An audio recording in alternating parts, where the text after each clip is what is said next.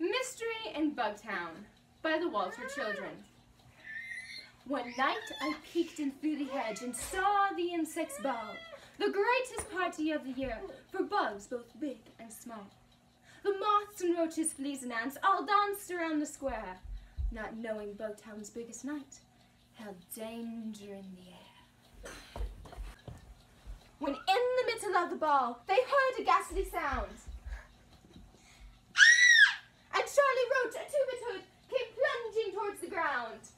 He'd fallen from the tree above, or was it he was pushed? Regardless of what made him fall, the poor bug had been squished.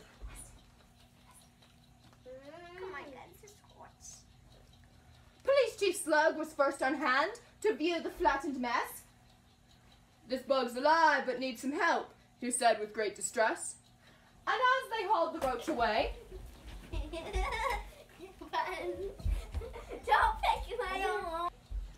the rattled slug replied, "There's just one bug to solve this case of new insecticide." Inspector Cricket soon was there and knew just what to do. He scanned the scene for any sign and quickly found a clue. "Aha," he said, and held it high. The crowd began to push to get a look at what he'd found. A solitary glove. His first stop was the boarding house, where Charlie had a room to chat with Miss Old Ladybug, who leaned upon her broom. "I'm not surprised she's hurt," she said with no lament. "His friends were thieves, and that's not all. He owes me 2 months' rent." His next stop was the local thug, an aunt named Ferdinand, and caught him coming from a job, a safe in either hand.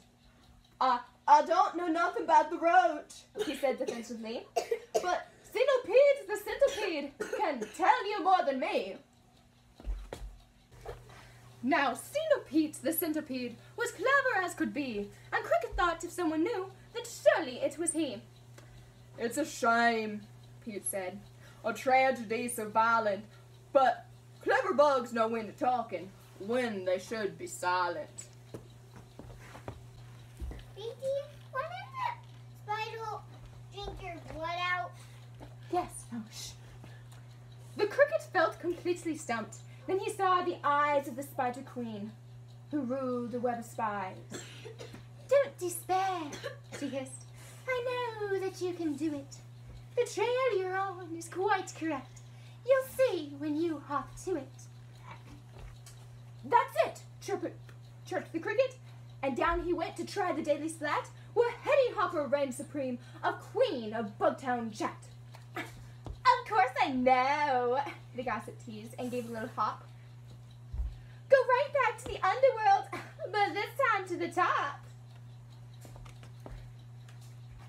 The Mantis brothers stood the guard for Bugtown's biggest crook and did their best to bar the door when Cricket came to look.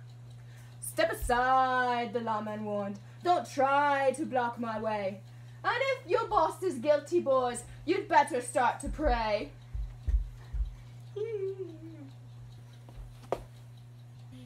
He found the boss in the hall, a guard on either side.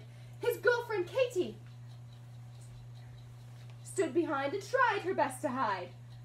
"I know the reason that you're here," the big boss said with a frown. "That roach made buggers at my gal, but I didn't knock him down." "It wasn't you," Cricket said, and pulled his handcuffs out. "But someone else took their revenge, and now I have no doubt. So don't pretend you still don't know, or that the answer's hid. But when you see who's sure to glove, it's clear that Katie did."